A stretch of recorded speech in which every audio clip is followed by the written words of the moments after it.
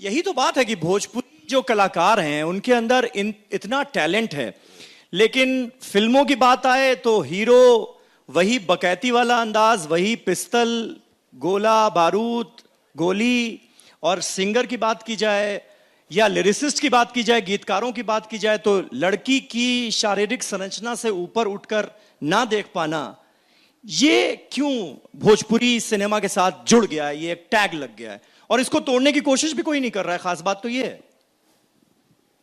Sir, मैंने बोला ना कि भोजपुरी में ये रच दिया गया है, कह दिया गया है कि ये है वो है ऐसे है, बट ऐसा कुछ नहीं है सर।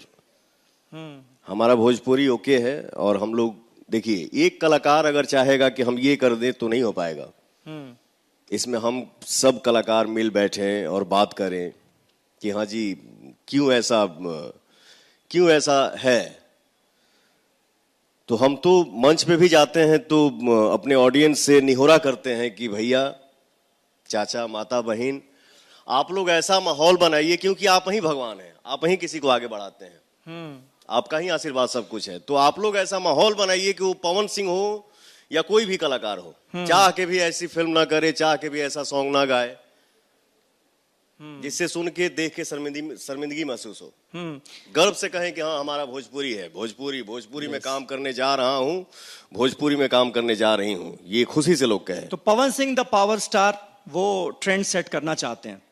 बिल्कुल सर, कौन नहीं चाहता है कि हम साफ रहें, फ्रेश रहें और भोजपुरी दिल से बोला जाए, खुशी खुशी बोला जाए और भोजपुरी दिल से सुना जाए, देखा जाए। जय हो भोजपुरी। क्या बात है, इसके लिए जोरदार तालियां होनी चाहिए, क्योंकि भोजपुरी सिनेमा में ये कहना भी निश्चित तौर पर हिम्मत की बात है।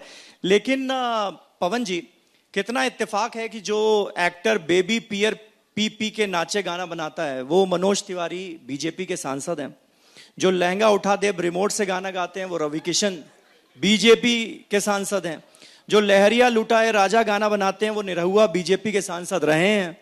और पवन सिंह पर भी अश्लीलता के आरोप लगे और वो भी बीजेपी के टिकट पर लड़ने वाले थे। इत्तेफाक है ना?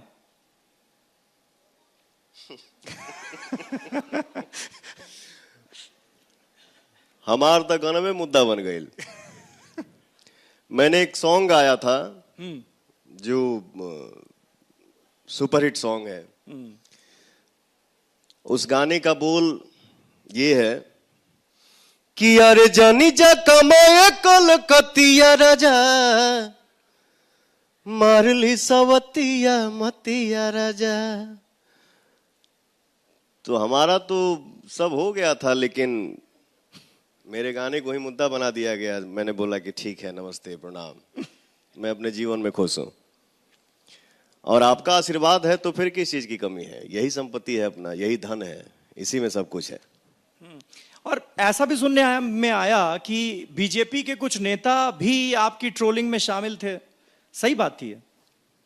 सॉरी, जो गाने पर आपकी ट्रोलिंग जो लोग कर रहे थे उसमें बीजेपी के नेता भी शामिल थे क्या? जाए दी, कुछ बात दिल में, बात दिले में रह दी, ओके बाहर निकालल कोनो जरूरी नहीं है। जो है सो अच्छा है, सामने से सबका आशीर्वाद मुझे मिलता है। ओके। तो नेता लोग तो झेल ही जाते हैं ट्रोलिंग, बड़ी बड़ी ट्रोलिंग झेलते हैं अभी तो।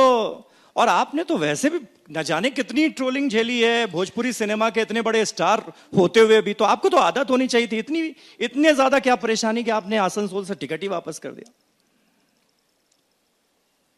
हम घर में चुपचाप बैठा रहिला,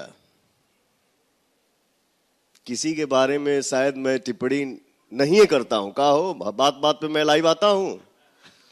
नहीं आता हूं, बट फिर भी पता नहीं क्यों ये जो कंधा है ना पवन सिंह का, हाई हो गईल, हाउ हो गईल, ऐसे हो गईल, होने दो, जो होता है सो होने दो, सब देखा जाएगा, संघर्ष ही जीवन है सर।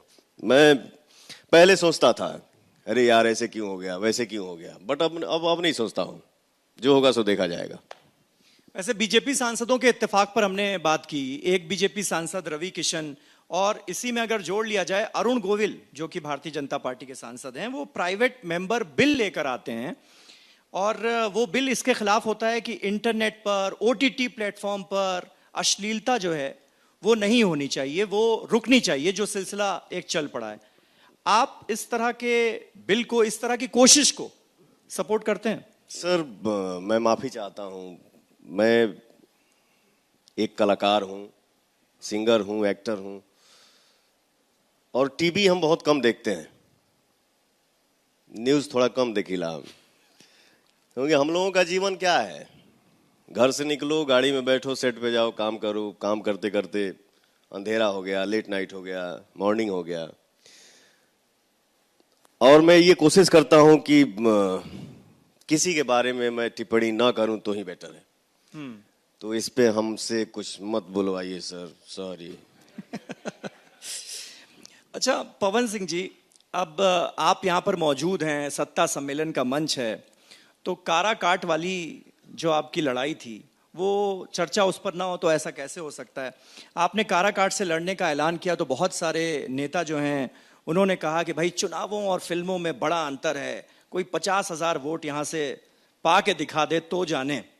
और पवन सिंह लड़ते हैं, सिर्फ 40 दिन तक प्रचार करते हैं और 2.25 लाख वोट हासिल कर लेते हैं। यहां तक कि उपेंद्र कुशवाहा की हार का आपको जिम्मेदार माना जाने लगता है। ये कैसे हुआ? मैं इतना बता दूं भैया, मेरे जीवन में मेरी मां से बड़ा कोई नहीं हो सकता है। और मां का जब आदेश मिल जाए कि बेटा तुमको ये करना है, क्योंकि उम्मीद होता है ना सर, मेरा बेटा भी चुनाव लड़ेगा। मैंने मां से वादा किया था, मैं दिल्ली में इंटरव्यू भी दिया, बहुत सारे चैनल पे मैंने बोला भी था कि चुनाव तो लड़ूंगा, ये तय है, पार्टी स्थान तय नहीं है। तो हमारे कुछ मित्र लोग बोले कि पवन भाई, शाहाबाद जिला में काराकाट ही एक ऐसा क्षेत्र है जहां लोग आते हैं और चुनाव जीत जाते हैं और फिर काराकाट में जाने की जरूरत नहीं है उनको। मैंने बोला कि देखिए, मैं चुनावी मैदान में अगर उतरूंगा तो पैसा कमाने के लिए नहीं, सिर्फ और सिर्फ सेवा करने के लिए। क्योंकि सर, हम लोग संगीत दुनिया में हैं, एक्टिंग दुनिया में हैं, तो खाने भर तो कमा ही लेते हैं ना, तो उधर से कमाने की क्या जरूरत है। इस मैदान में अगर पवन सिंह उतरेगा तो सिर्फ और सिर्फ सेवा भाव से, सेवा ही करने के लिए। तो मैंने डिसाइड किया कि जब यहां विकास का काम नहीं हुआ है तो पवन सिंह काराकाट से ही चुनाव लड़ेगा। और चुनावी माहौल में ना कुछ कुछ बात कान में आ रहा था। फिर से जब हम अपने संगीत दुनिया में वापस लौटे तो मैंने यही बोला कि सुनिए सर, अपने जनता से, तुम्हारे जीत से ज्यादा चर्चा मेरे हार की है। क्या बात है। और ये डायलॉग जो है ये चुनावी मैदान में भी बड़ा जनता को पसंद आते हैं, ऐसी बात नहीं है कि सिर्फ फिल्मों में ही पसंद आते हैं। तो दोबारा चुनावी मैदान में ऐसे डायलॉग सुनने को मिलेंगे क्या? अभी पवन सिंह की जो गाड़ी है, पवन सिंह की गाड़ी क्या, यही एक ऐसा गाड़ी है जो अभी न्यूट्रल है सर। देखते हैं, हनुमान गियर लगेगा, गाड़ी बढ़ेगी, किस साइड मुड़ेगी इसकी कोई गारंटी नहीं है। तो अभी ये इस राज को राज ही रहने दिया जाए।